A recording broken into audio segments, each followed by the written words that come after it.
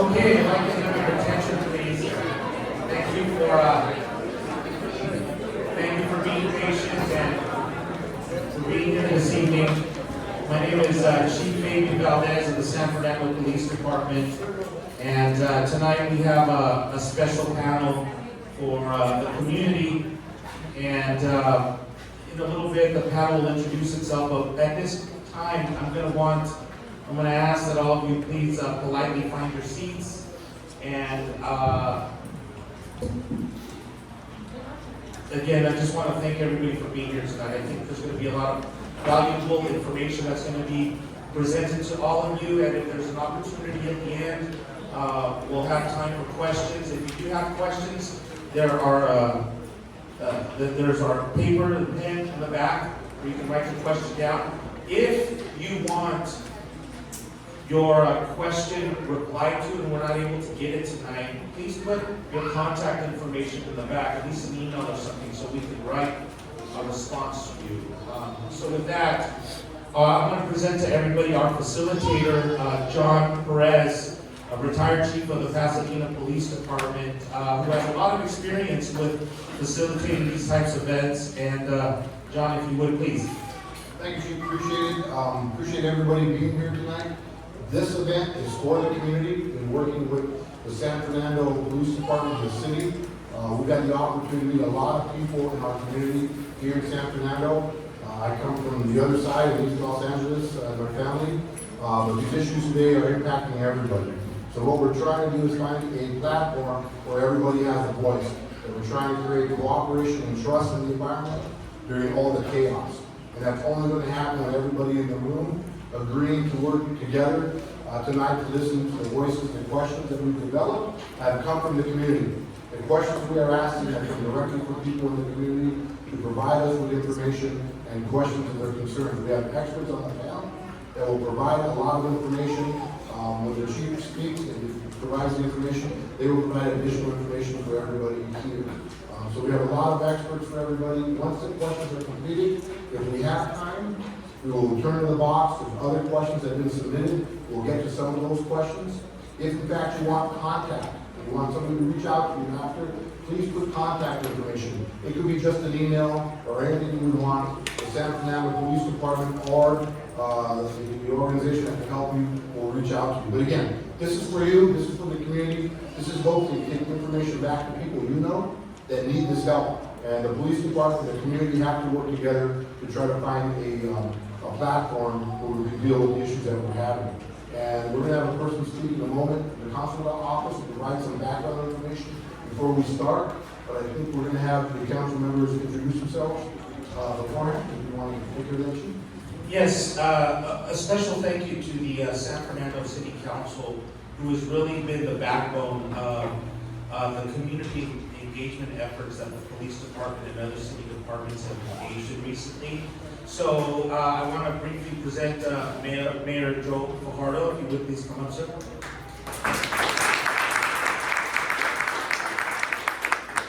Thank you, everyone. First, I'd like to thank all of you for coming out. It's great to have so many people here today. And I'd also like to thank our panelists and the staff that helped put this together. We couldn't have done it without them. We can give them all a round of applause.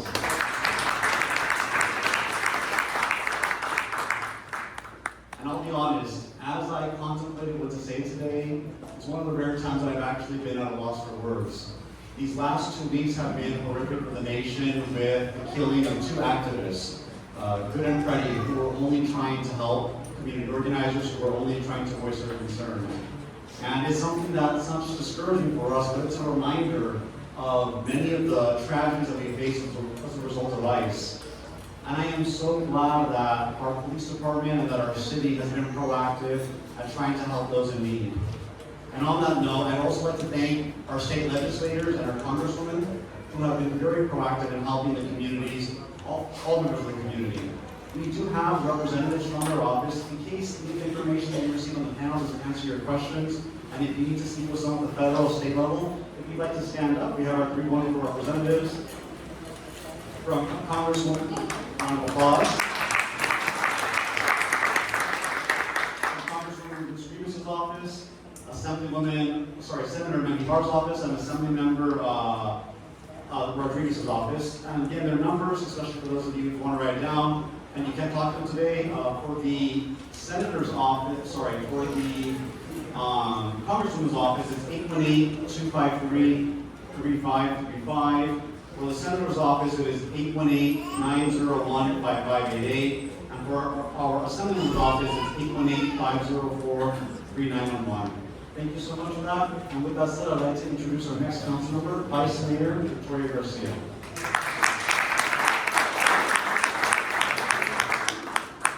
Good evening, everyone. My name is Victoria Garcia, and I'm the Vice Mayor of San Fernando. I wanted to personally welcome all of you today. Today's community forum is important because we will be addressing issues that are important to our community. In fact, the discussion tonight stems from questions and concerns that we have heard from you. And it is your feedback that helps guide us while we make decisions on the dais. When we heard that families in our community were scared to go out, even for groceries, we partnered with local nonprofits to provide grocery delivery services at no cost. We have also provided rental assistance and financial assistance to families and individuals impacted by the immigration rates.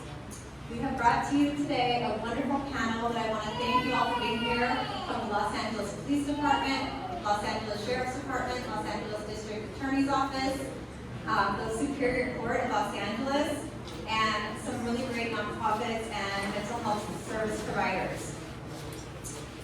Actually, speaking with some of them behind, we were waiting to come out, and then there's additional tools that we can provide our community, and I'm looking forward to working with them and providing even more. We hear you, and we want to keep the conversation going. Thank you. I'm going to welcome up Councilmember Fernando.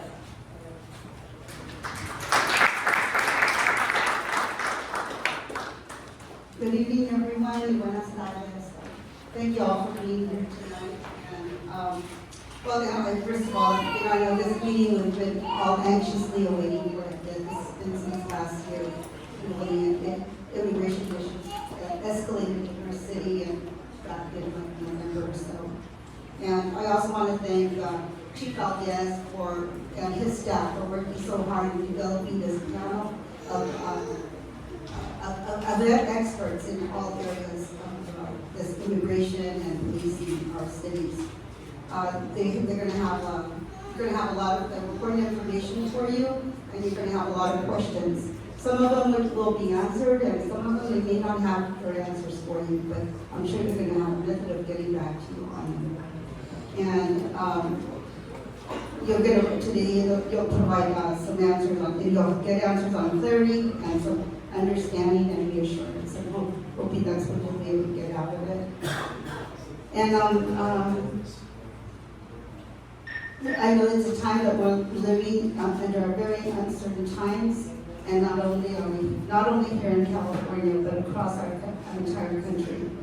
Things seem to be changing every day, and it's understandable that many people are feeling concerned, uneasy, and even afraid. And, I feel those feelings every single day, every time I see the news, and it's difficult to live like this.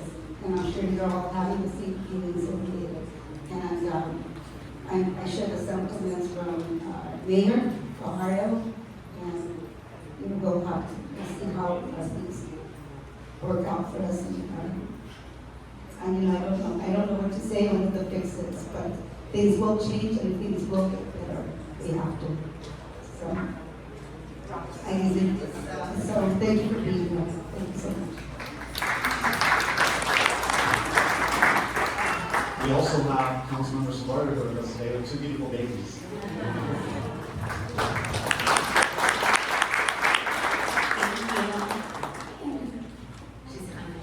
All right. Hi, everyone. Good evening. My name is Mary Solorio, and I'm a council member here for the city of San Fernando. Like Mayor Fajardo said, there is usually no words for all the horrible things that have been happening. The Trump administration has recently just done some horrible things that has demonized our Latino community and continues to attack us in many different ways. And my parents came here from Mexico when they were 14 years old. And I continue to think, like, what if they didn't have their citizenship? What if they didn't have their residency? And how difficult the time has been for many individuals that have been taken, for many individuals that have lost their parents.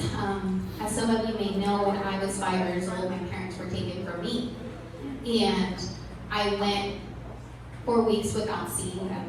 And luckily I had uncles and aunts out here in LA that were able to take care of me and my 2 other siblings. I say this to say that everything that is happening right now is extremely concerning to me as a council member and to our community as a whole. And so I want to make sure that each of you know that we want to elevate your voices and we want to hear you. We are here to listen for any concerns that you may have, anything that you think. Nothing is too small of a comment, of a question to have in these times, and we are here to answer them. And if we don't have those answers, we are here to figure that out together. I'd love to say that we are here to elevate your voices, so please continue to talk to us and let us know how we can help. And after the meeting, please find us. Thank you.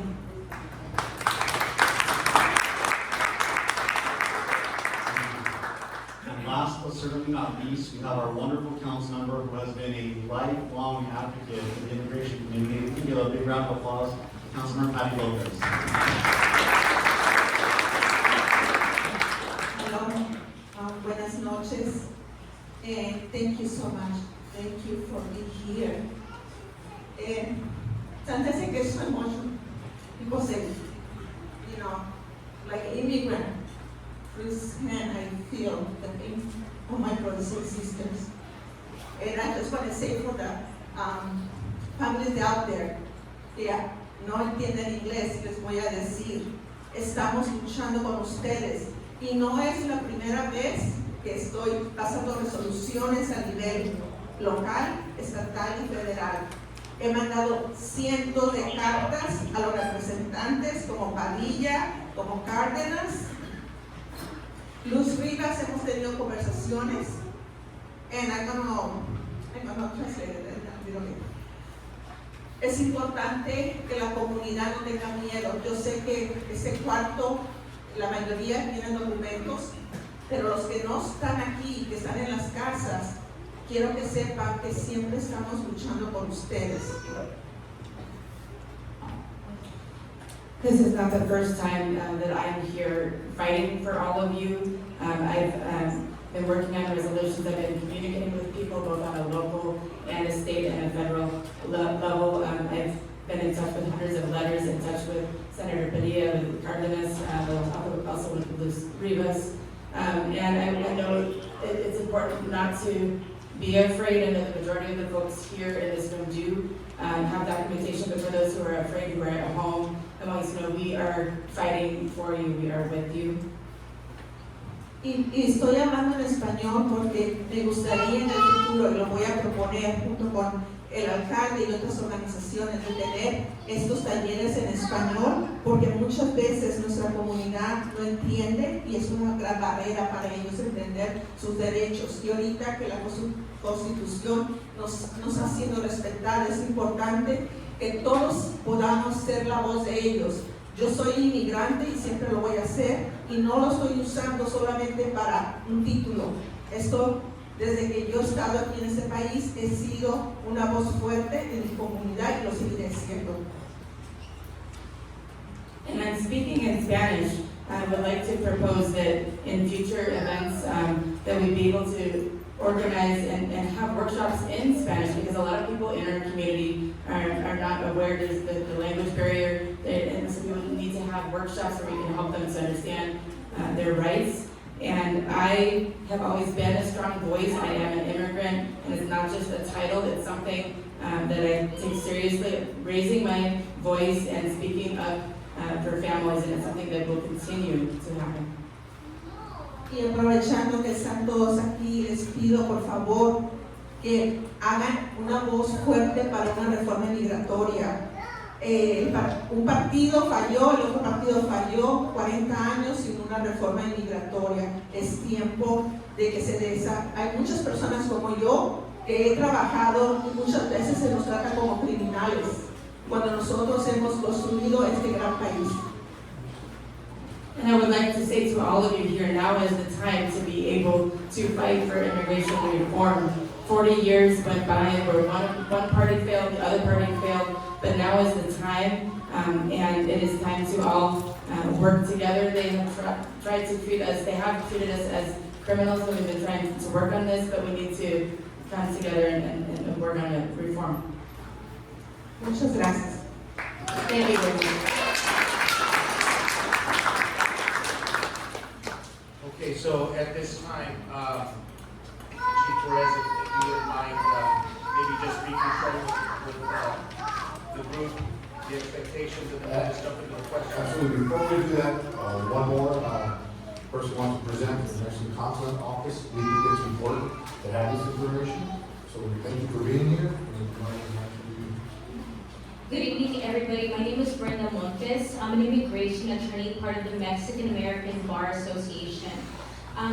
Here, as part of MABA, part of the Immigration Committee, we offer, we're in events across the city in Southern California offering free immigration consultations.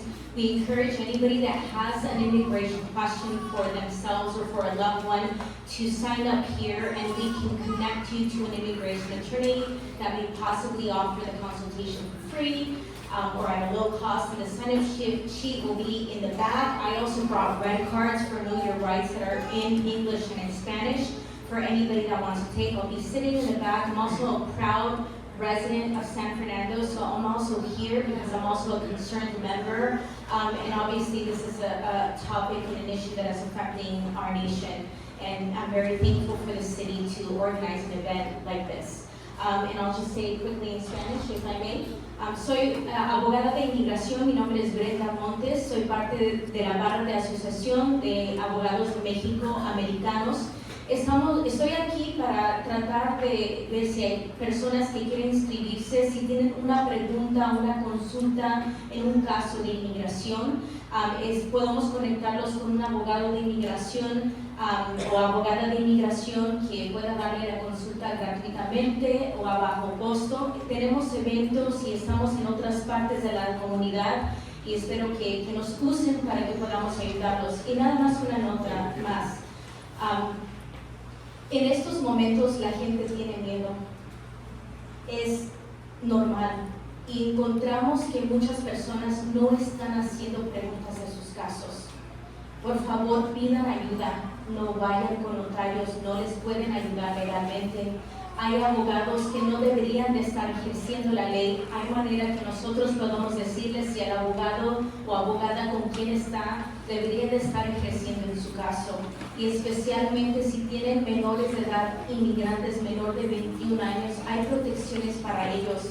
Doy clases a la universidad en CISA y yo encuentro estudiantes míos que no han pedido ayuda migratoria por el miedo que les dieron sus papás y el miedo de la comunidad. Por favor, pidan que la comunidad pida esa ayuda. So I just want to translate that last part briefly, but it's normal to be afraid. And what we're finding is that individuals are relying on notarios or notaries or attorneys that shouldn't be practicing in immigration. Please use our help. Please ask questions. I do teach a course at CSUN, and I find that a lot of my young students that are immigrants never sought immigration help, even though there was a legal path for them. So I'm really making a call, especially for those individuals that are home, that have little ones, immigrants that are younger than 21 years old. Please ask for our help so we can guide you. Thank you very much.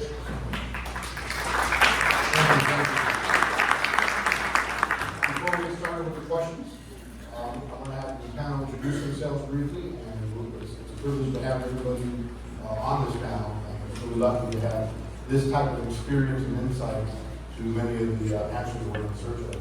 Start with Your Honor. Good evening, everybody. My name is Kevin Rosenberg, and I am the supervising judge of the LA Superior Court's North Valley District. The North Valley District includes the San Fernando Courthouse, which is where I sit in my courtroom, the Chatsworth Courthouse, the Santa Clarita Courthouse, and the Sylmar Courthouse. I grew up in the Valley.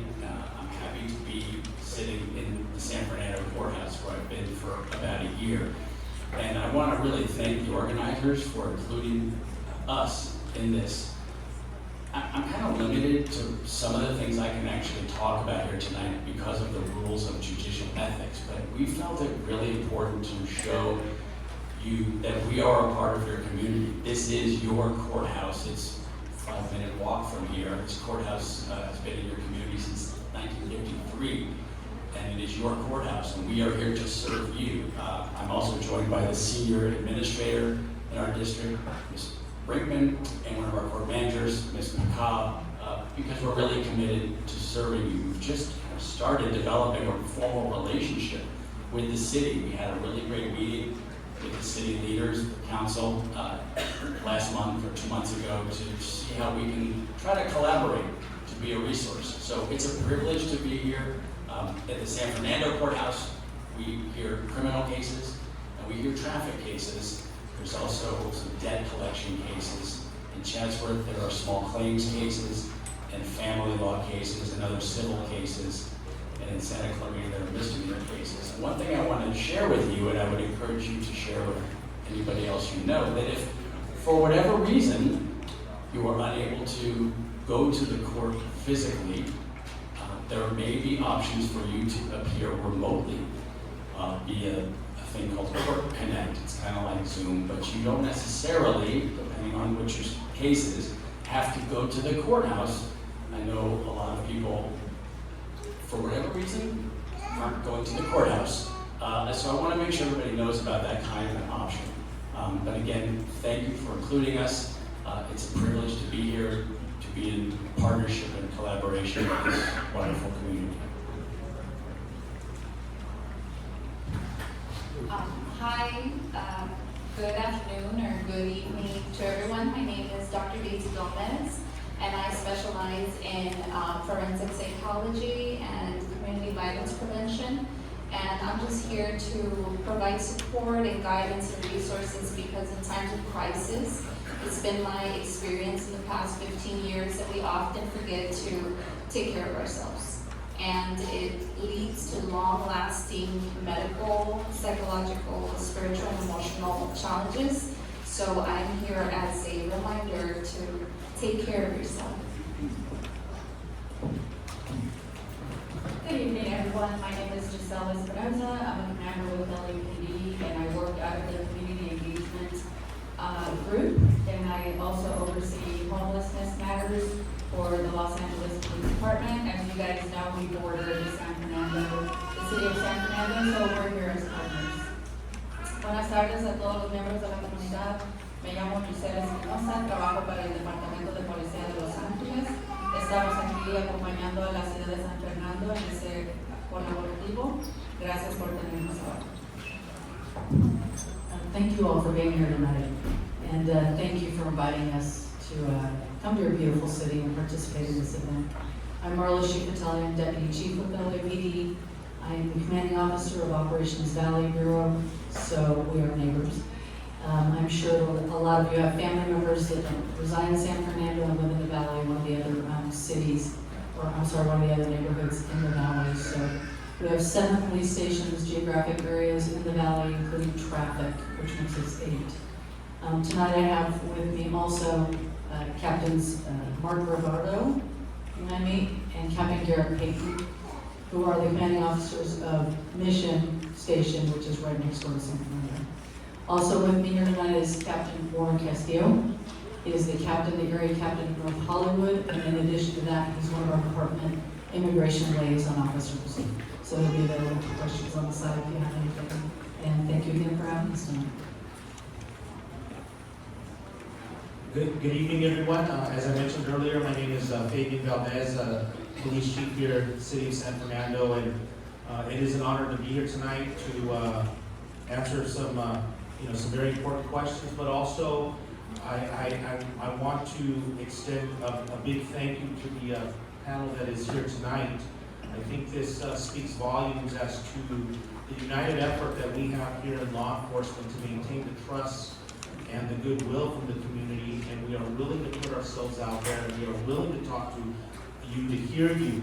And our only ask is that you allow us to be partners with you, because the goal here is for us to work together. And it was once said by Sir Robert Peel that the police are the community and the community are the police.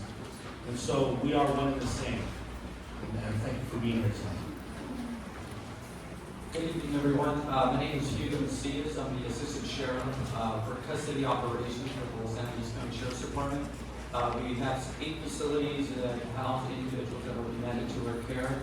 As the Chief said, we're here to be a collaborative member of this panel to answer any questions you might have. Our goal here, at least for the Sheriff's Department, and I can attest for our partners, is to ensure we have public trust and that there's no fear of making contact with us, as we do not enforce any immigration status as well as civil matters. And so happy to be here and grateful to answer any questions. Good evening. My name is Jessica Carbonari, and I am here with GIA, which stands for Guatemalan Community Information Agency. And we're a nonprofit that does immigration services for the community.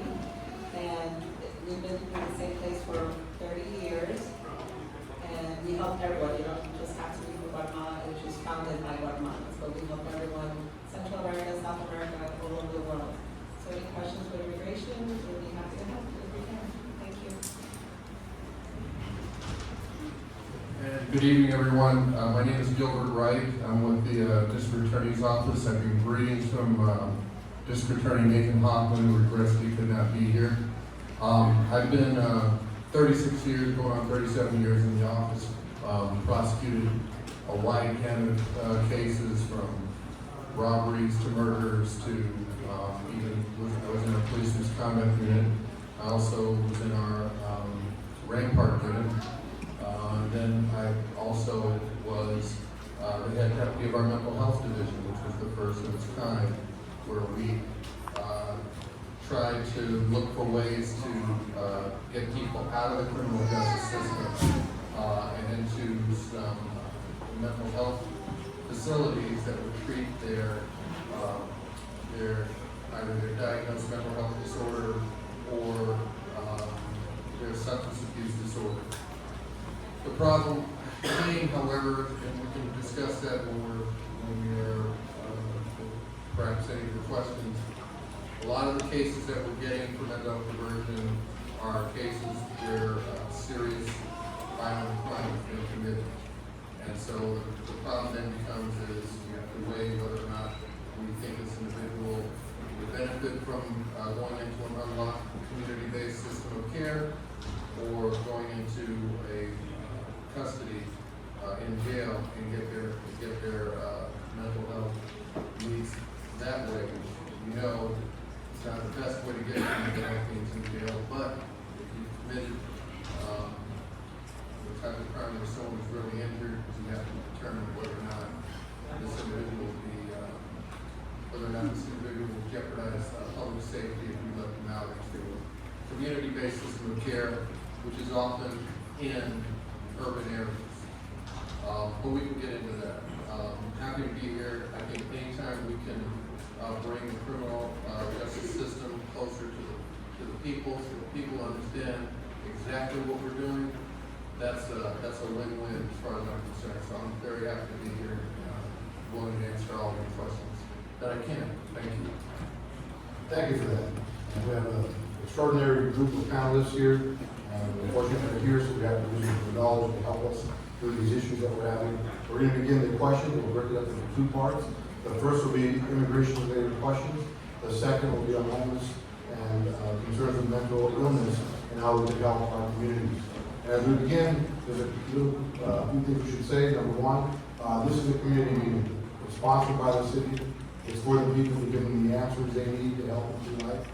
Hopefully, they continue the relationships outside this room. But we will ask for people in the room not to interrupt the meeting, not to use whistles or anything else to shout out to drown out the noise. It's really for the people of the community, and they're the ones that lose out if we have to stop this meeting because we can't continue. And again, it's for them, for the information they need, to really work through everyday life and have the resources they need to push forward. So hopefully we get that, and some of the conversation will continue after this. So with that, what we're going to do is begin to ask the questions. Our format will be that we'll ask the question. Chief Valdez will be able to start off the questions to answer, and any one of the panelists can then move in and provide additional information to ensure that the information is getting out to them.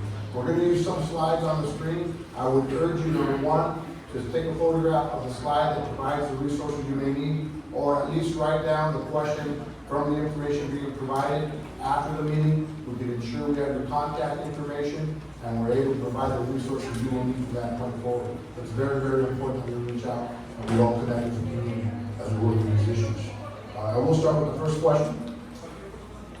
And the question that was developed from our community contacts and interview is, what's the difference between local law enforcement authority versus federal authority as it relates to immigration laws? Okay, so I'm going to begin by answering that question and sharing with the group. The San Fernando Police Department does not enforce immigration law.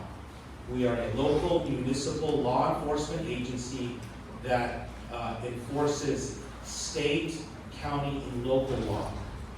This is essential because we want to ensure that we maintain the public trust and cooperation.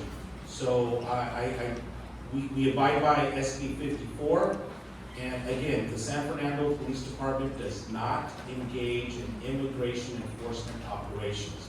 And with that, I'm going to open it up to the rest of the panel and see if they would like to add. I'll just jump in. The same for LAPD. LAPD has abided by Special Order 40 since 1979. It's been our policy. The California Values Act, which was passed, has basically the same requirements for all municipal police departments in California that LAPD policy has had on the books since 1979. We don't enforce immigration law. That is a federal law that is enforced by federal agencies. We enforce criminal law, penal code, state of California penal code sections, as well as local municipal code sections. So we are not involved in immigration enforcement. Thank you for that. Please. Pretty much everything's been addressed. The only thing I can also add is that we also not enforce it, but we don't acquire anyone's citizenship or status of residency whatsoever, in addition to that the panel has already shared. Anyone else like to add information? That goes as well for the LATA's office. We don't know what the federal government's doing. They don't tell us what they're doing. Whatever they're doing apparently, not apparently, they're doing without any law enforcement knowledge. That is actually the law in California.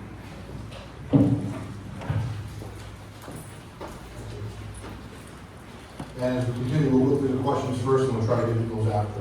So if we do have questions, we do have a box in the back to put down the questions, but this is how fast we get through these and we can answer additional questions that come up. Second, during routine police contacts or investigations, do local police officers typically inquire about a person's immigration status? At the San Fernando Police Department, it is our policy, and we train to the fact that we do not inquire about immigration status. Our goal is public safety, our goal is cooperation, our goal is to ensure that the community has a voice if they're a victim of a crime. So immigration status has nothing to do with if you're a victim of domestic violence, if you're a victim of rape, if you're a victim of child abuse, if you're a victim of a DUI collision. We will not ask immigration status at all. Our goal is to maintain public order and safety and provide law enforcement services for all members of our community. The same with LAPD. And I forgot to mention, there's a resource if you would like to look at where all our policies are. There's a very good question and answer FAQ section on LAPD's posture regarding immigration. It's lapdonline.org, lapdonline.org. In the search inquiry box, just type in immigration, and all of the resources will be available. So our posture has been consistently since Special Order 40, which was passed in 1979, that our concern is to drive down crime and to make the community of Los Angeles a safe and livable city. And we police equally, whether immigrant, citizen, non-citizen, regardless of your status at all. We would like the community to cooperate with us, to feel free to come to us to report crimes, to feel safe cooperating with us as either a witness, to call the police, call 911. And we want folks to be not afraid that they're going to call. If they happen to not have legal status in the country and they call 911 and the police arrive, we want them to know that we're not going to ask immigration status. We're there to investigate the crime, to get to the bottom of what happened, to take the crime report from you, to help you get through the criminal justice system if you're a victim of a crime. So please, and pass this along to your friends and neighbors who couldn't be here tonight, please do not hesitate to call 911. We're here to address the criminal concerns, and if you're a victim of crime and you need our help, I want you to call 911. And we will take the crime report for you, and you will not be asked your immigration status, period. Thank you. Well, I think we also need to make it clear that this is where people can have concern about whether or not public safety is being jeopardized, because we certainly understand that folks who are witnesses in the criminal justice system, who we would need to help prosecute crimes, could feel hesitant about coming to court or participating because of the actions that are going on.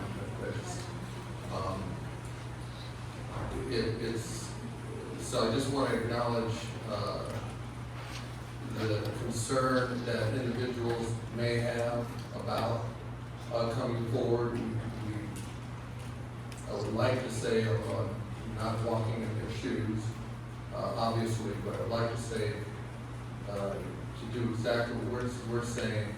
There's a crime, you can help stop it. Don't try not to hesitate to call 911. Otherwise, that might perpetuate the criminal element continuing. But I just wanted to say and acknowledge that it's would certainly probably weigh on people's minds about coming forward and being involved in the environment that we're in today.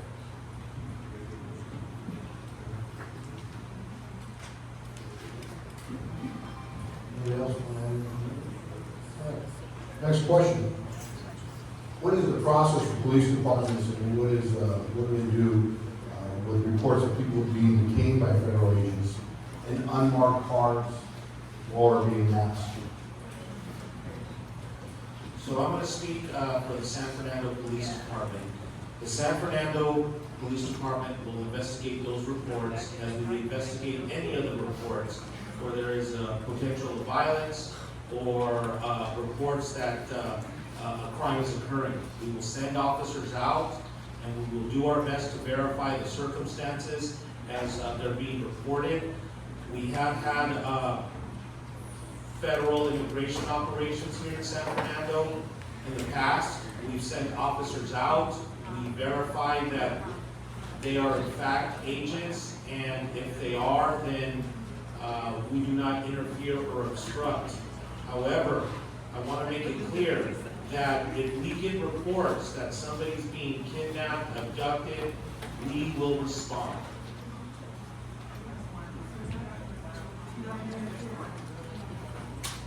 Yeah, it's been obviously difficult here, and we have responded out to many incidents as well. And whether folks are calling us, we've had people call and report potential kidnappings because they can't verify whether these federal agents are in fact agents, and if they have face coverings on.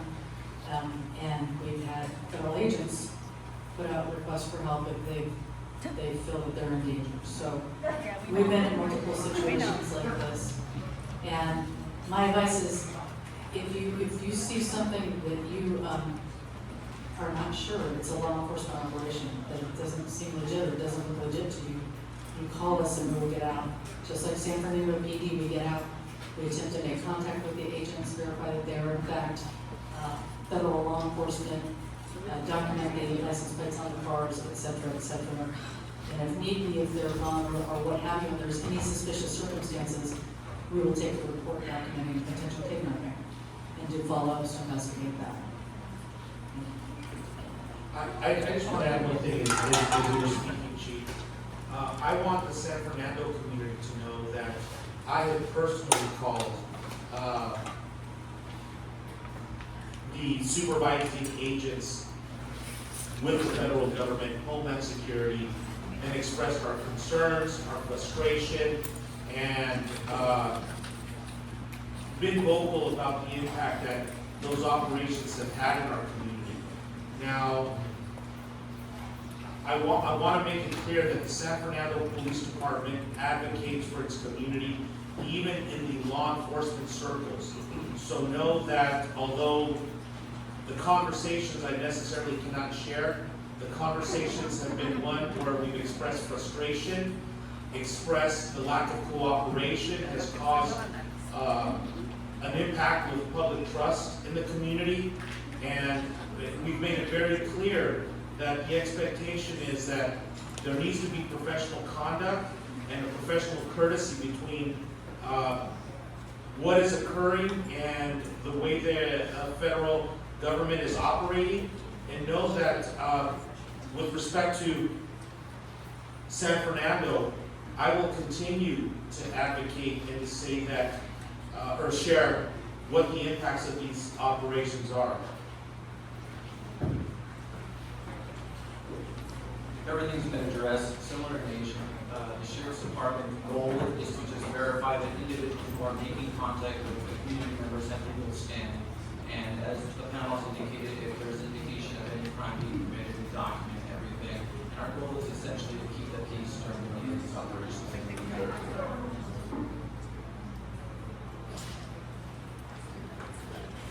Information, helpful information. At the conclusion of the questions on immigration, we will turn to the question box, and we'll remove a couple of questions from there to answer some questions as well. So we continue here. We have what are some basic rights people should be aware of when interacting with local law enforcement or federal agents? So I'm going to begin with a basic civics introduction, in the sense that people have the right to remain silent. People have the right to ask if they're being detained. If they are being detained, ask what for. People have the right to refuse to consent to be searched. It's important that all of you know what the parameters are with respect to your home being searched without a warrant.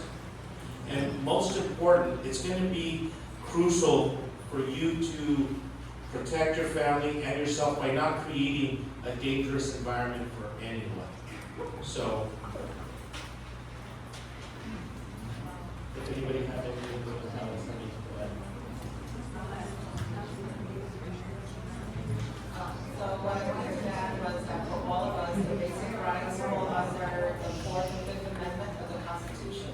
That's for everybody. So the 4th Amendment being they have the right of the people to be secure their persons, homes, papers, and effects.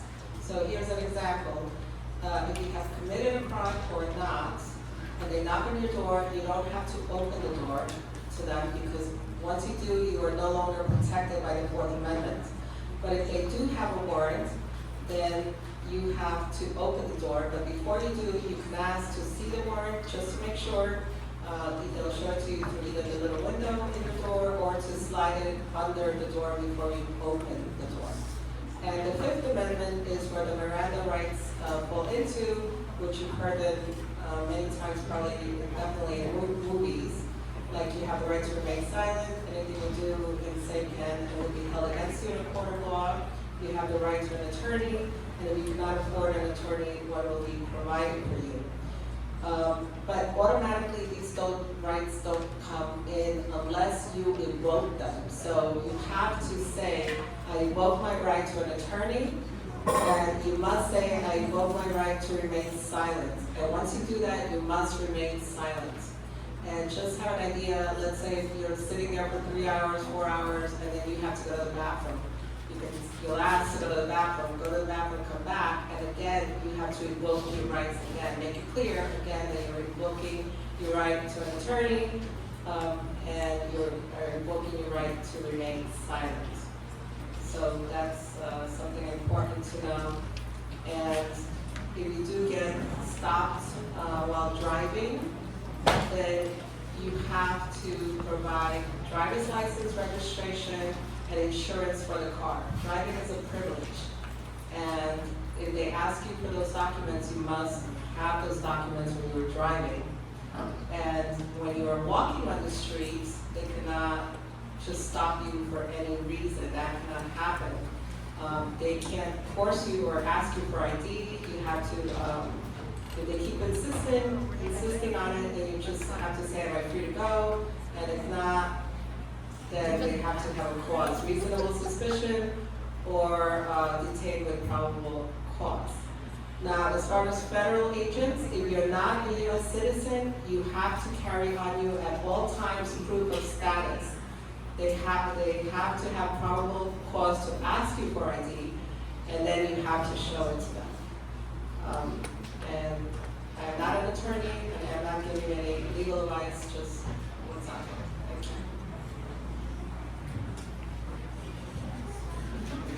you. And just to add, any legal questions, we have our Mexican American Bar Association member who's here tonight who could answer any legal questions that you may have. She's back there with her hand raised.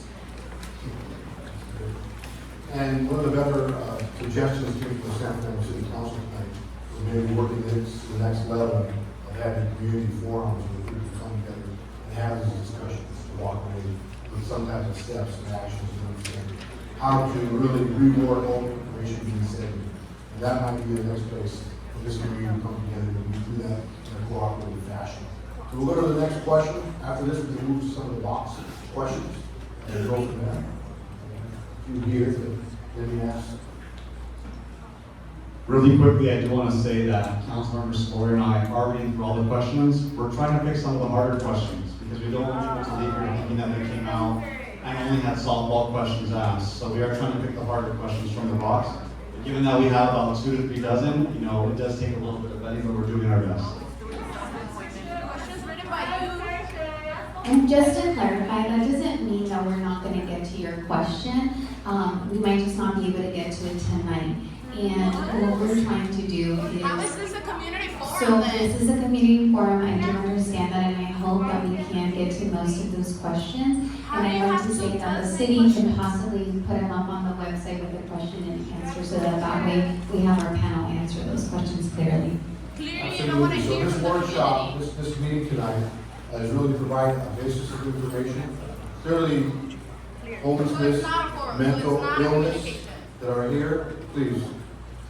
Mental illness are also issues for our community, and trying to get to those questions will be equally as important for some families in the room who are really struggling with those issues. But once again, endless amount of questions, and there's no way to really get to it all. I don't need to go on a line and let the community go and, ask the questions one by one. If they're not going to answer the box, you can do it. Answer the questions and then answer the box once on We appreciate that, but that's not going to be the process tonight. Why? Why? We're going to go forward from here and answer the next question, and we'll move forward to make sure we get the information. How is this a Once again, as I said earlier, if those disrupt the information for those wanting it, we're going to ask you to leave the room, or we'll just get them leaving off. We'll try it another time. Right? This is for the people of this community to get the information. The community is telling you what we want, so you're not listening to us. That's correct. That's correct!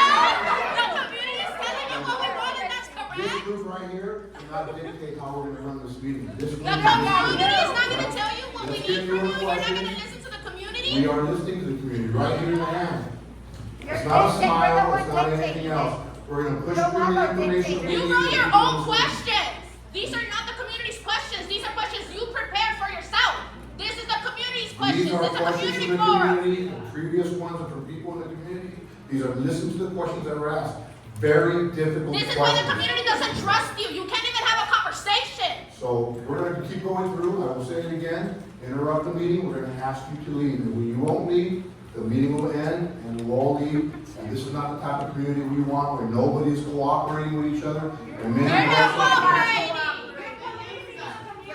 There we go. This is what we're talking about here. Open conversation. We Right now, understand you that. guys are talking to us versus there being an open conversation. And we did bring this up in city council that you were actually at. So what we're So what gonna we're do, trying to do is have an open conversation. We understand this is the first step, but the way that it's being presented is you guys are talking to us. so the second step, we will see how the second step goes. We're gonna complete the first step, and we're gonna continue forward, so thank you very much. Next question that we have here on immigration. Can community members safely report crimes or concerns to law enforcement regardless of immigration status? You already answered that. You already answered that one. Next. Ma'am? You we're already gonna ask answered you- that question. We're gonna ask you right now formally, not to interrupt the meeting again, and we're gonna ask you to leave at the next step. Okay? It's up to you. That's not building trust. So, let me make this clear. We're here to present information, and some of you may already know this information, but other members of the community may not. And I understand that there's frustration, and some of the frustration may be projected or put upon the panelists here, but that is counterproductive to what we're trying to do. Now, I'm going to ask politely, please, let us go through this community forum. We will even consider having another one if the group decides that another one is necessary. But we want to get this information out. This is laying a foundation for the potential of having others in the future. So with that, I'm going to ask nicely, please, let us get through this. If you have another one, will we be allowed to speak? Or will it be What I'm going to say is this: we will be open to suggestions. We will be open to suggestions if we want to change the format. However, we're going to ask that we have a civil conversation, and that if there's going to be yelling or talking over people, then we're going to ask you to leave. And if that doesn't work, we'll just shut this down. Trust is to be earned, not demanded.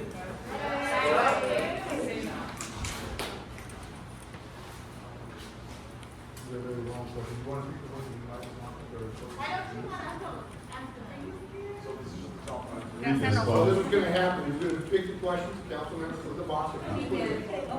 Before we get into the homeless and the. I just want to be clear, it's not possible to pick it just like this, I'm just gonna read from the top, because I have to pick it, I have to read it, give it some thought, and then figure out, but this is the top one, which was handed to me. Has the San Fernando Police Department trained / explained to the San Fernando SWAT Meet administration on their rights of the place, so they know of to assert the ICE and prevent ICE from attempting to enter the SWAT meet, ignoring the laws and civil rights, thus avoiding a potentially dangerous situation due to the large amounts of visitors. And this is from the Asociación de Vendedores de San Fernando SWAT.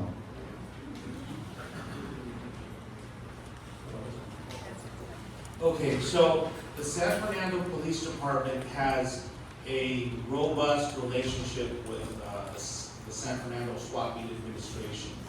And additionally, the San Fernando SWAT Meet has rights, if I'm not mistaken, posted as signs, for patrons to read. So with respect to the SWAT Meet and any questions and concerns that SWAT Meet Administration has, just like with any other business entity or any other organization in the city of San Fernando, we will make it a point, if asked, to come out and speak on whether it's rights or what our role is as a law enforcement agency in San Fernando. Next question. ICE is clearly not following the law. Why can't the police stop ICE from assaulting and killing people? That's the first part. The second part is, why can't the police arrest them? And then the third part of the question is, they don't have warrants, don't identify themselves, both of which are illegal. Why are the police not patrolling and protecting people from ICE? So it's three-part question. So, can you read the first part again? Let's cough out. ICE is clearly not following the law. Why can't the police stop ICE from assaulting and killing people? Okay, so with respect to following the law, the federal government operates under federal law.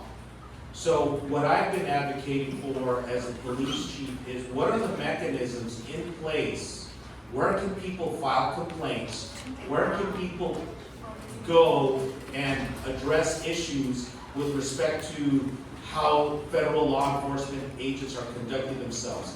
At the San Fernando Police Department, if one of our police officers is engaged in misconduct or there is a complaint, we have a mechanism in place to investigate those complaints, and we see to it that those complaints are investigated thoroughly.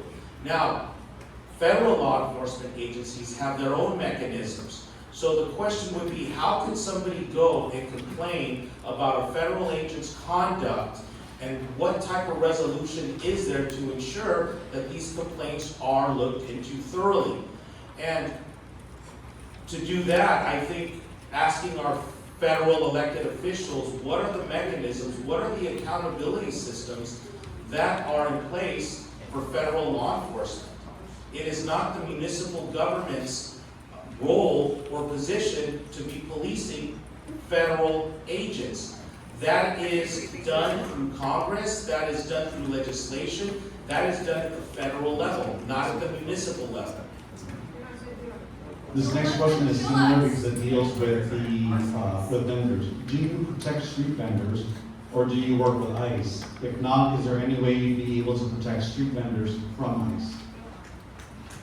So going back to street vending, every community is different. And in San Fernando, our role with street vendors is to first educate. Permits are required to street vend in San Fernando. Subsequently, if a person calls to report potential illegal street vending, code enforcement or law enforcement will go out, but the goal is to educate first. Our staff, as well as code enforcement, has been trained in regards to how to provide information and educate the street vendors so that they can properly get permitted. This one is directed specifically to the chief. It asks Chief Valdez 3 questions. Has San Fernando been notified in advance of operations being conducted in the city by ICE and or Border Patrol? Do you want to answer the first part? I do want to answer the first part, and the first part is no. Okay. If you do get notified, what is the protective measure? Okay, you said no, so we'll go to the third part. What is your position and directive to your officers if or when ICE or the Border Patrol return and they observe the agents terrorizing and community crimes, I think, and committing community crimes.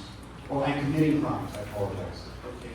So with respect to federal agents operating in San Fernando, if we get reports that there are, and we don't know if they're federal agents, masked individuals claiming to be federal agents, conducting operations, we will send officers out to investigate. Thank you. This one might be more geared towards the DA's office. I don't know if this is meant for San Fernando PD or LAPD or the DA's office, but when an officer commits sexual battery, what are the proper steps for a thorough investigation? Can it be handled administratively?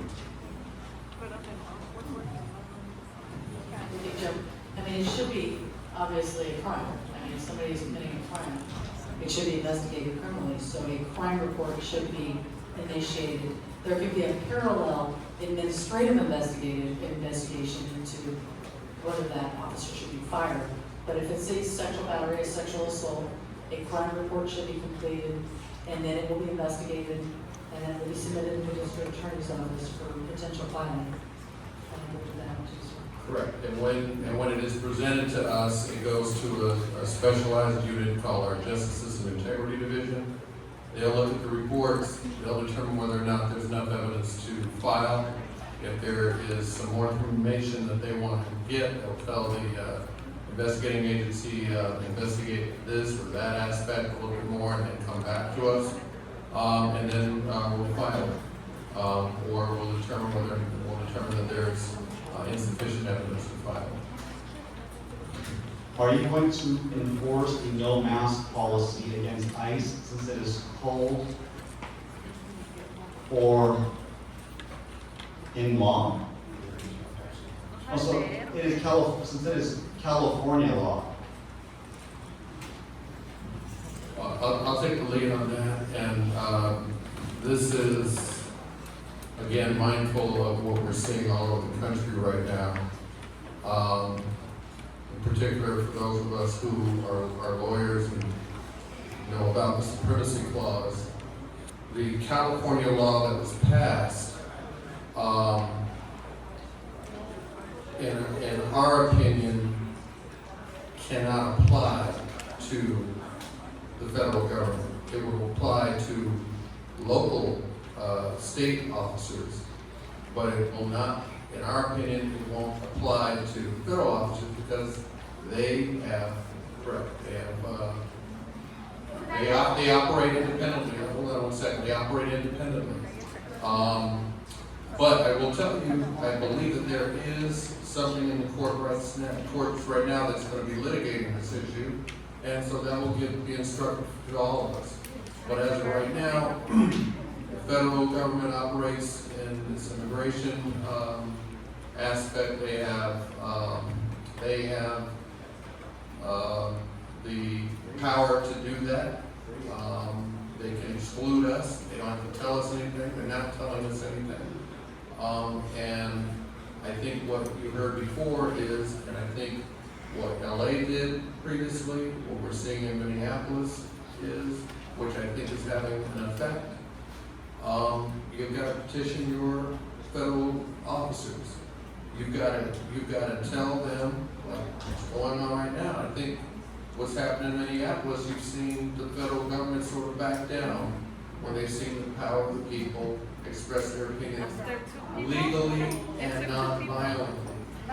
When you go into violence, though, that's when the state officers have their.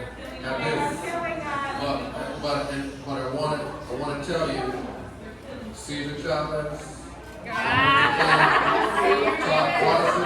Just give it down, if there's power when you protest nonviolently. Okay, we're going to allow our judges to answer some of this, and we'll go forward from there on the next question, okay?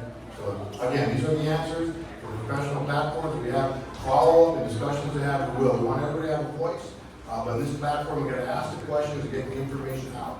Right? It's not easy. This is a very difficult time for our country and our communities and our towns. It doesn't help when we interrupt when these are the largest organizations in the United States with their experience willing to be here, which they don't have to, and we're listening to them with the information that they have for us. Okay, with that, you're on, please. Yeah, so I wanted to just elaborate on something that Mr. Wright just said about there's a challenge right now to this California law in the federal court.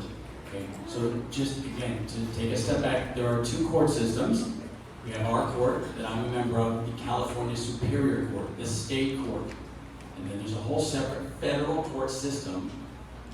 There is a challenge right now in the federal courts in Los Angeles to the application of this law regarding face masks. That case is being decided by a federal judge, and I think a decision will be coming out relatively soon about whether this judge believes that the law applies to federal agents. As I think Mr. Wright alluded, there's a tension in our system, in our country, in our way that our country was founded, there was a tension between states' rights and federal rights.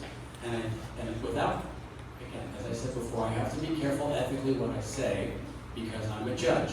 But I can tell you, I think what you all are feeling and experiencing is the tension between the power of the federal government and the power of the state government.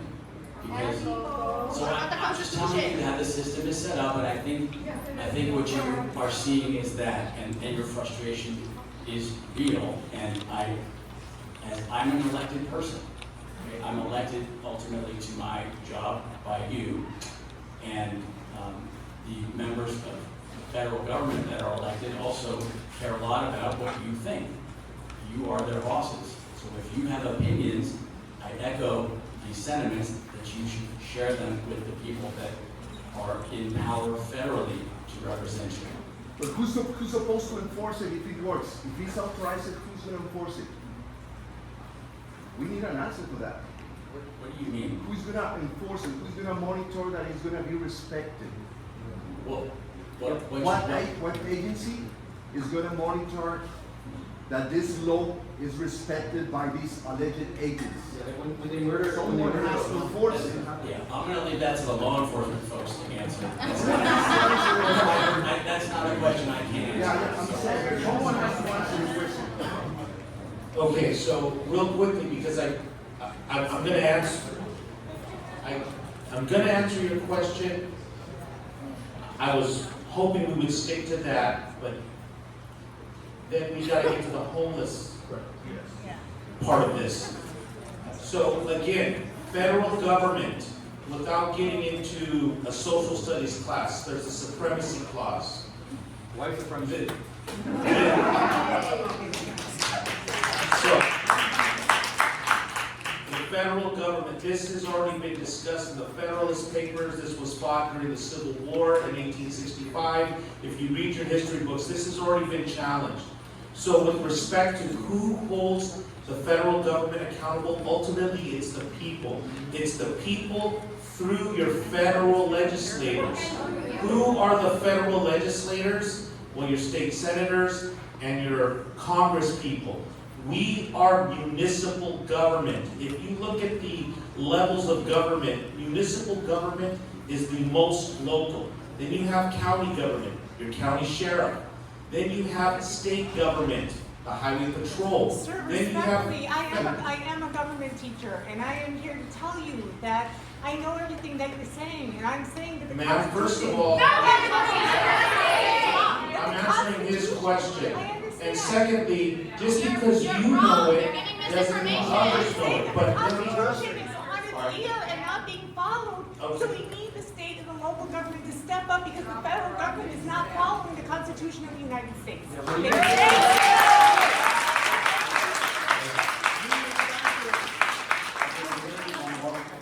I know there was, part of this was supposed to be for the homelessness farm. How many people here came to speak about the homelessness? Did you hear about the homelessness? We care about the I asked this because I want the audience to see that we're going to try to get to the entire program. And I agree, it's very important. So we're going to read one more question here. After that, we're going to take a bit of a break, and then we're going to reconvene. So this is the next question. Why do LAPD and San Fernando PD facilitate ICE raids by attacking and arresting local journalists and community members exercising their constitutional rights? And the sheriffs, I wrote the sheriffs in there as well. LAPD, SFPD, and the sheriffs. Like, why are you guys all helping on ICE? What are you guys going to do when they murder us? Nothing. So I'm going to begin to speak on behalf of the San Fernando Police Department. The San Fernando Police Department does not help ICE.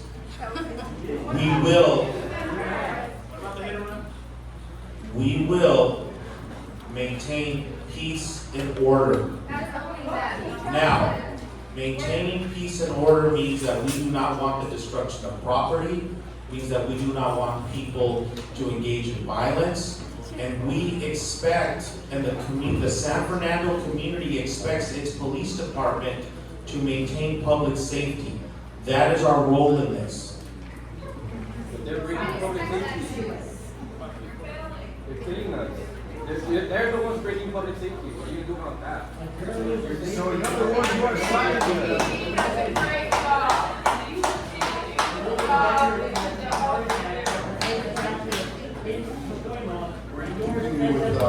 We're not going to take a break, we'll continue forward to ask our questions on all this. Wait, what about the sheriff? They haven't answered that either. What are you gonna do? What do you do with ICE? Sir, just like the chief said, we do not cooperate with them for civil matters, and their operations are civil. For civil matters, what about We just everything else? escorted them. Wait, you won't cooperate with civil matters, but what about other matters? You won't cooperate with them. All right. Wait, you didn't answer, bro. Like, don't be a coward. And hey, let's not do that. I want you to go to school, but we're trying to have a cooperative. So, this is a town hall meeting to make sure we're providing information. We're not going to hand this back and forth with the groups. There's a lot of people here trying to get the information they need. All right? This is easy to have a town hall meeting on your own in a park or somewhere, and you can have the exchange you would want. Respectfully, what you're saying is you guys are trying to avoid. Next time, don't invite the community out. These are very strong questions. It's not going to have an answer, sir. So we're going to get in, we are going to get into the quality of life of Prop 36, and the prosecution will get into these questions as well. They're equally important for everybody who wanted to try to have the other organizations provide helpful information for people who are struggling through this. This is not trying to get out who got you on questions that can't be answered that easily as you want. It's difficult. It's extremely, extremely Just difficult. saying, we can answer. Fair deal. Fair deal. All right, okay. Just be honest. Okay. And that's very good. We come to the quality of life in Prop 36. How do quality of life issues such as noise complaints, public drinking, illegal parking, street racing, loitering impact overall public safety? And how are these issues typically addressed by law enforcement? So, nuisance type crimes are crimes that tend to disturb the peace or disrupt the quality of life. And in San Fernando, a lot of our calls for service involve quality of life issues. It could be not enough parking in the street. It could be people in the park drinking. It could be somebody urinating in a public space. We understand that as a police department, our responsibility is to respond, but many times sometimes these types of calls for service do not require a police response, especially if they deal with code enforcement type issues. For example, somebody has a lot of junk in their yard or several cars that are parked in their driveway that are not operating. So with that, our approach to this includes problem solving, prevention, education, as well as enforcement. So we will address the problem appropriately. However, the police department does work and does partner with our code enforcement. It partners with our fire department. It partners with other agencies to address quality of life issues. Now, regarding street racing, there has recently been legislation that enhances street racing penalties. Street racing is a problem. Sideshows are a problem in and around the San Fernando Valley, so know that the police department takes those calls for service serious as well. And with that, I'll open up to the rest of the panel. We have a similar posture in LAPD. I don't know if you're senior lead officers in San Fernando. But we have a senior lead officer program, and you can contact if you have a business or if you reside in the city of Los Angeles, or if you have family or friends who reside in the city of Los Angeles. A lot of these nuisance, lower level crimes are handled by our senior lead officers. They'll work with either a city attorney to get abatement on properties, problematic properties, nuisance locations. And it can take a while, but a lot of times you need to develop that relationship with your senior lead officer. They are listed on our lapdonline.org, so you can put in your address on my senior lead officer, and the local station will come up, and your senior lead officer will be there. Next question will be for the quality. Yes. I was just going to echo, it was similar for the sheriff's department. We have community liaison members that work with the community those organizations, and our goal is to address quality of life issues that don't have to necessarily come from criminals. So it's partnering and finding solutions with And I just want to add that at the San Fernando Police Department, beginning earlier in January, we unveiled the Area Lead Officer Program, which is basically similar to what the Los Angeles Police Department has with their Senior Lead Officer Program. So the city of San Fernando is divided into 4 different areas, and our area lead officers are responsible for hosting neighborhood watch meetings in those respective areas and learning about what issues or concerns neighbors have in those respective geographical areas so that we can address them from a collaborative perspective. So it's not just necessarily police solving the problem, but it's police, public works, code enforcement, fire department, and if we need to bring in other partners, we do that. When people are cited or arrested for quality of life type offenses, what are these cases typically, how are they handled by the district attorney's office? But also in such cases, under what circumstances, like individuals spend time in custody and or in jail? So let me begin by sharing that when we are made aware of a crime, it could be something as simple as drinking in public, or it could be a fist fight of some type, or you have a low-level misdemeanor. We will investigate that. We call it package up the case and present it to the district attorney's office, which they in turn review. And so I want to hand it over to our district attorney representative to talk about what the process is for low-level misdemeanors when we bring those cases to you. Right. Now, first of all, most of the quality of life types of crimes would be considered misdemeanors. If a misdemeanor is committed in the city of Los Angeles, the DA's office doesn't prosecute it. It goes straight to the city attorney's office. For the contract cities that don't have a city attorney's office, we will handle the misdemeanors. And it depends on the type of case. If it's a vandalism or it's one-off, I don't want to minimize that because I know people can get very concerned about vandalism happening. But again, it just depends on the facts.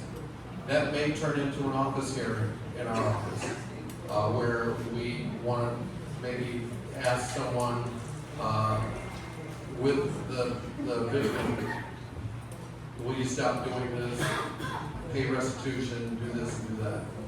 If they keep doing it, that's when we will probably step in and we'll hold folks accountable. For misdemeanors, number one, if you commit a misdemeanor now, you're not going to be held in jail any long type of time unless it is an aggravated type of misdemeanor. If it elevates itself to a felony, then you're probably looking at jail time. So I'm sort of hesitating because it just really depends on the facts that we get. When we start talking about Prop 36 in general, and we're in earnest, when we start talking about that, I can tell you, okay. So, is everyone familiar with Prop 36? Okay. Prop 36 was passed last year in the 2024 election. It was passed by every county in the state, and it was in response to the types of smash and grab, the types of crimes that are committed, theft, repeated theft, meaning that a person could commit a theft at a CDS, they would get arrested because we don't keep folks in jail on those type of offenses for any length of time. Many, not all, many will come right back out, go right back to the same place, and do the same thing over and over again. And so Prop 36 was passed in response to that. And Prop 36 comes into effect for theft offenses and for drug offenses on the second arrest, on the second conviction. If you commit a first timer, then it will get probably treated as a misdemeanor, where you might be asked to do some restitution, do some community service, and not go to jail. If it's on the second time, then we are going to say you've got to plead to an offense. If you want to do that, you could also go to trial. And then we're going to get you into, if you plead to an offense, you're supposed to get into a program. You're supposed to get into a program that's addressing whatever, either mental health disorder or substance abuse disorder, whatever is ostensibly making you continue to do this crime. But it will be a plea to the offense. If you do well in the program, then the offense goes away and is dismissed. So that's basically the genesis of why Prop 36 came about. We are using it, meaning we're making arrests on it, and we're filing charges on that. But again, it was in response to the really lack of accountability that was going on all throughout the state, where people were committing these ostensibly low-level crimes, and just repeatedly committing them over and over again, to the point where people who work in CVS, many of you know and I know, we're not happy about it. And when that happens, the price gets passed down to us when things are taken. And sure, you walk into a CVS, you know how many things are locked up before you can get it. It's in response to that. Do you have any questions on that? When is the district attorney going to prosecute killer cops? We have the family of Amezcua murdered in San Fernando at his home. We have Bloody, who murdered Mike Garcia. We have Officer Ramirez from LMP Foothill Division, who already killed 3 people. I'm not done. And my question is for the district attorney. My question is for the district attorney. When is the district attorney going to prosecute cops who killed our people? I'm asking for the district attorney here in the forum. Not here in this courtroom. Why not? Because it's not the format. Why not? People are here to, I'm trying to explain that. Right here. So we have a question. He asked if we had questions. Who wants to hear the answer? Who wants to hear the answer? I want to hear the answer to when is the district attorney going to prosecute these cops? Do you want to answer, district attorney? Thank you. So, since this district attorney has come in, he's made it very clear that we will prosecute anyone who we believe has committed an offense, and as long as we can prove it beyond a reasonable doubt. For those that we don't prosecute, in particular when it is an officer or a sheriff deputy or CHP, we make sure we explain it to the community why we haven't done it. All you have to do is go to our website and check it out. Hold on, and then you can come in. But I just want to get this out. We have prosecuted an individual by the name of Maria, who shot an unarmed individual, and that individual did not die, but that person was permanently injured. We went to trial on that, and we thought we had a strong case, but the jury came back and hung on it. So that's another issue.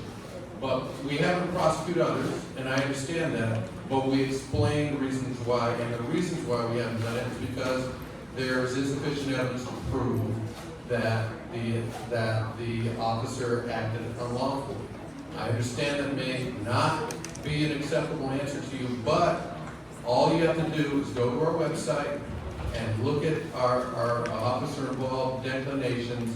We want to make it very clear as to the reasons why we could not prosecute. If you just Google LA, if you just Google LA District Attorney, I'm sorry, they don't have it. Let's move forward to get to the homeless and mental health issues that we have. The next question is how do officers respond when calls for service involve individuals experiencing homelessness, particularly when loitering or occupying public spaces? So this is a question that has come up in many community meetings in San Fernando. Now, I'm not going to speak for the sheriff, I'm not speaking for LAPD, but in San Fernando, many of our community members are concerned about homelessness, and some of the individuals experiencing homelessness may be suffering from mental health or other mental disorders. So with that, the San Fernando Police Department wants to take as best we can a compassionate approach to this. But at the same time, we have individuals who become service resistant or do not want to take the services that are being offered to them, or in some cases are so mentally ill that I think there's a competency component to it. So one of our goals, and we have the Department of Mental Health here, as well as someone from the LA County Chief's Executive Office, is we're looking to establish partnerships, as well as with the court, to determine how is it that we can get people who are suffering from mental health issues the help and the resources they need, especially when those individuals cannot even care for themselves. We have individuals in San Fernando who we will see playing in dirt, eating dirt. We have taken to the hospital and they get released within 72 hours. And they're back at doing that behavior that got them initially placed on a psychiatric hold to begin with. So we are working within the system, and these are questions that, again, we have to ask ourselves as a community. What is our role as a community with helping our mentally ill? Is what we're doing right now working? And if it's not working, what do we do? Because there's a humanity piece to this. Are our individuals, the people that are experiencing homelessness, being treated humanely? What can we do as a society? And this is not just a police issue. This is a community issue. And so all of us as a community collectively need to come together and understand that this is somebody's mother or father, brother or sister, niece or nephew. And I ask myself, where are these people, where are these individuals' family members? Who is advocating for this individual? How do we get this individual help? So we at the San Fernando Police Department are looking to partner with the Department of Mental Health, the Los Angeles County, LAPD, the Sheriff's Department. What do we do to get those individuals help, the help that they need? Especially those that commit crimes, many times because they're not capable of even determining sometimes right and wrong. And I don't know if Assistant Sheriff Macias has anything, but I believe there was a conversation about possibly looking at custodial care, something to that effect, if you don't mind speaking briefly on that. So Sheriff Robert Limited's committee to partner with the community. We have teams that are considered hosts, and that team, which are our mental evaluation team, because a lot of folks have co-occurring disorders. So the idea is to identify resources within the community, our homeless initiatives, and the purpose of that is to be proactive, not only responding if there's a crime or a complaint of some sort, is to be ahead of the concern to identify additional resources, proper resources for stabilization in the life. Wait, why are you working with ICE? These people said that they're not providing information with ICE. You said that you are working with ICE. No, sir, I echo what they said. The Sheriff's Department does not cooperate with ICE. That is a civil procedure. We do not enforce. Don't give any information to ICE. We do not share any information with They ICE. just clear the So traffic for any information from nonprofits or outreach groups at all? Yes. So we on the website we have stuff for our immigration for immigration purposes for anything regarding homeless. Our website is lesd.org. And if you go on the website as a search engine, you can identify information whether it's for immigration or for any type of homeless initiatives, processes that we implement. The website for the LA County, the website for the LA County DA's office is da.lacounty.gov. da.lacounty.gov. Doctor? Just to add, I think that everyone, including everyone on this panel, everyone's on edge. So in terms of mental health support, there is a new initiative for homeless outreach on behalf of the Department of Mental Health. And during these times, it's very common for us to be experiencing crises ourselves.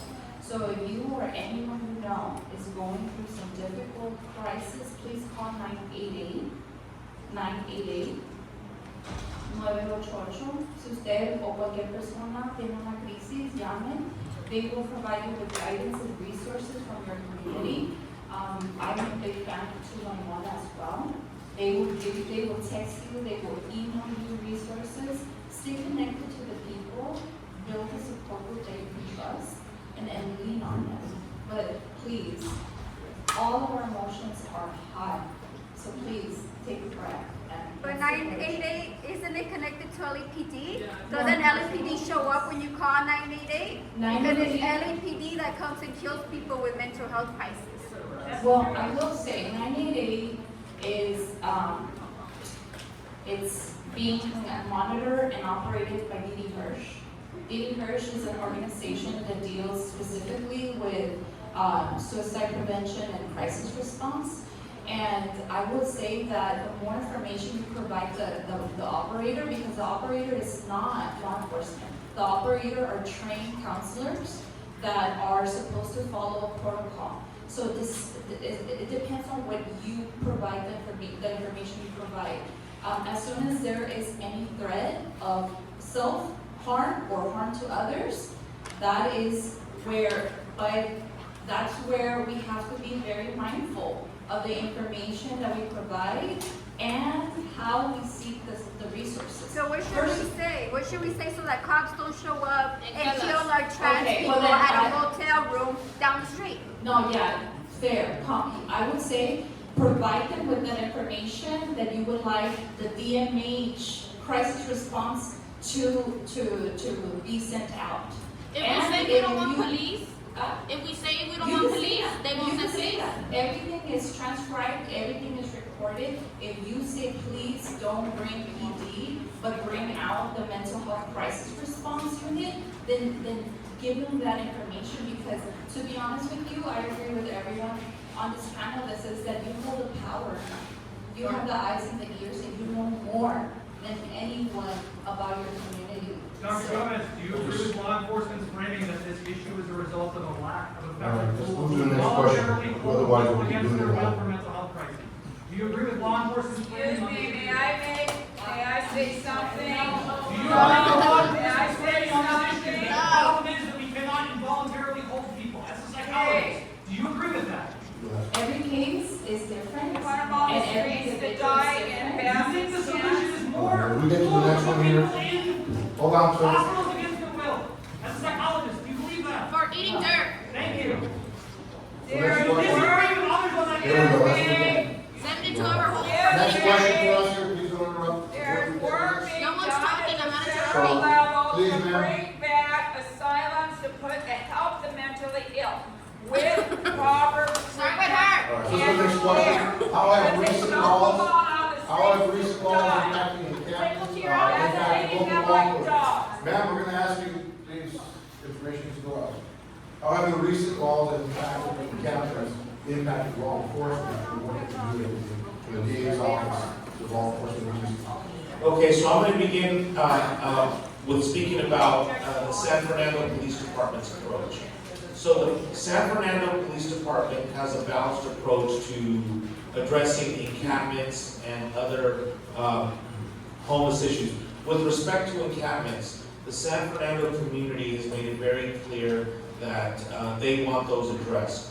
So what we normally do is we have a nonprofit organization that is aligned with the city. It is going to fall under the umbrella of the police department. That's in the process. North Valley Caring Services. And North Valley Caring Services goes out and makes contact with unhoused individuals and attempts to provide them the resources and any other information they need to be able to transition to more stable housing.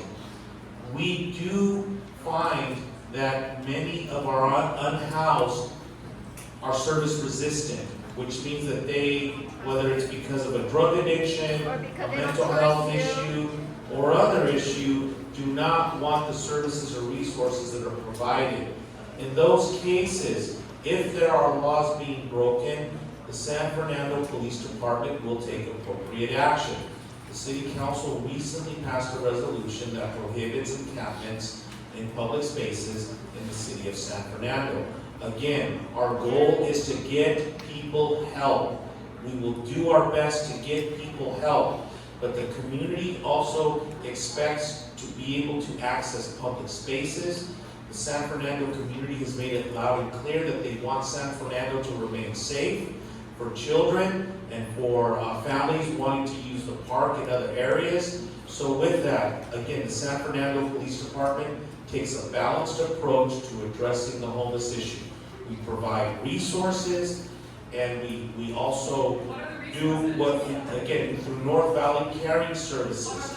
We are also in collaboration working with the Department of Mental Health and establishing a partnership with them to see if we can get clinician or other county resources to come to San Fernando. We have the county CEO office here, who we recently networked, and we're looking at piloting a program in San Fernando. So with respect to what is San Fernando doing, we are doing a lot, and we're going to do more. And the goal is to help our unhoused population. The goal is to help the mentally ill. But we need to collectively, and that means all of us, work together to figure this out. So,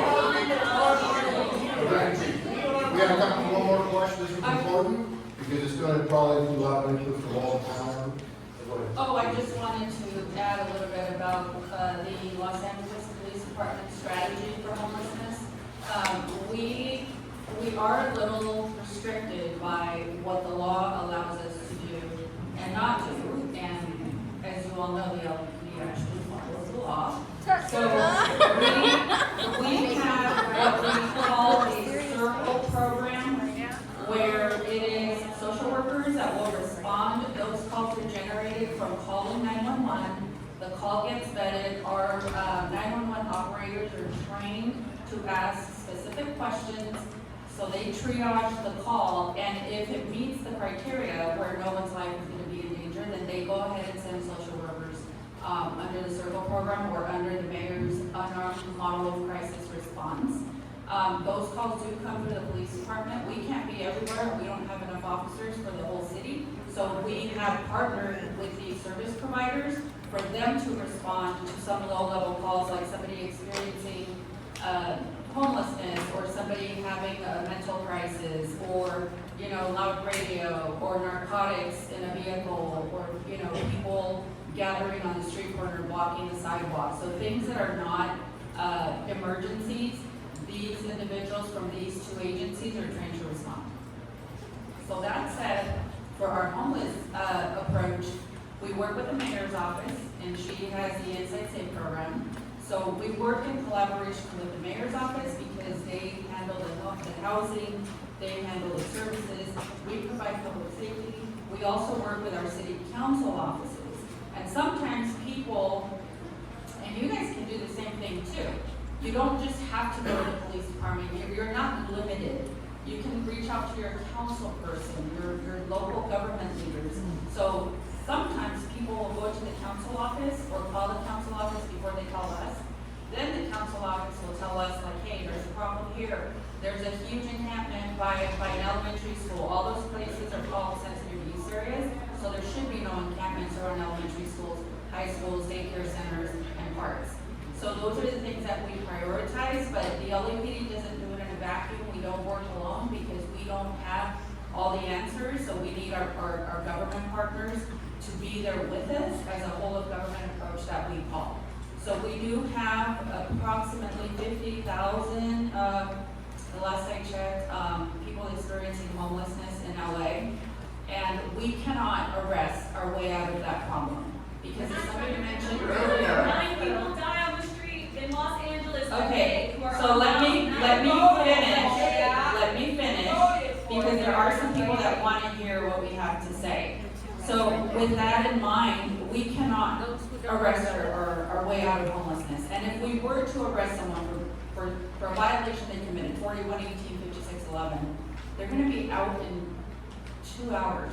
It's going to take the officers longer to write the report, and we're not doing them a service because it's a revolving door. So we have to find a way where we can gain trust with that population so that they can be comfortable enough to say, okay, these people all want to help, and maybe we will take services, maybe we will go inside, maybe we will reach out to a relative. So that is, the point of this.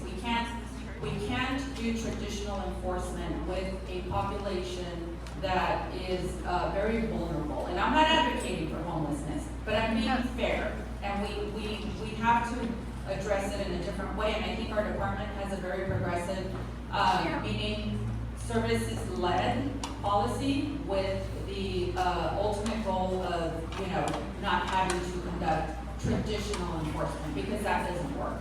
So that's why I think that our unarmed response models are very, very, very successful, at least in the divisions that we have them in, because people can relate, that some of them are people with lived experience, so they can actually talk the talk with these individuals, and we show up for public safety. So that's the LAPD's, 30,000 foot view of how we approach homelessness. No, LAPD is about getting more and more of our tax dollars. This one becomes important because It starts with defunding the LAPD so that we can fund systems of care. Please, final question. It's an effort to widen our perspective on all sides on the services actually in our communities. This is a difficult part to try to understand what services are out there. The question is, what partnerships exist with mental health professionals or other organizations to provide additional mental health support for field officers when they encounter individuals needing additional support? And I think that's what we want. We'll get most people here at the panel to probably provide some insight for people here who we've talked to. I know this information. Okay, so I'll begin with the San Fernando Police Department. Like I mentioned earlier, we partner with North Valley Caring Services, again, to provide homeless or people experiencing homelessness outreach. Additionally, I am very proud of the fact that the San Fernando Police Department recently established a chaplain program, which we did not have in the past. And regarding this chaplain program, we have actually had our chaplain go out to families who had family members that have committed suicide. That chaplain has gone out and helped me notify family members that one of their family members was passed away in an accident. So in regards to partnerships, the San Fernando Police Department continues seeking partnerships. And again, as soon as this meeting's over, we'll be meeting with Los Angeles County, the Department of Mental Health, to determine what can we do here in San Fernando and even serve as a pilot for other police agencies. What progressive type of relationships can we have to address the mental health and homeless crisis that we're experiencing regionally? So know that the panelists here today are committed to doing their part in representing their organization and helping us address the problems that we're facing as a community. Are they committed to defunding themselves? Are they You won't even listen to the Are they community. committed to not killing anyone else? Are there any programs you guys are showing your officers to treat the homeless, to treat them with proper care? If so, what are the needs of these programs? What are these people that are teaching them? I can answer some of those questions. So through the Department of Mental Health, we've built a collaboration with UCLA, and through the UCLA DMH partnership, we have taking it upon ourselves to provide trauma-informed practices and restorative practices to all professionals in LA County. And we have worked, I personally have worked with over 800 probation officers that are serving in the detention halls or camps, and providing that trauma-informed awareness and strategies to de-escalate, to listen for understanding. And in addition to probation, we've worked with the Department of Public Works, Public Health, Parks and Recs, and we, like Chief said, we're currently in the process of standardizing some systems so that we can have it back and forth, because we don't know what they know, and we often have the intersection. So as I mentioned earlier, my specialty is forensic psychology. So I have really partnered up with first responders from the onset of my career as a person who has lived through violence and have survived violence myself. I took it as an oath to partner up with the people that are here to sustain the society and keep us safe.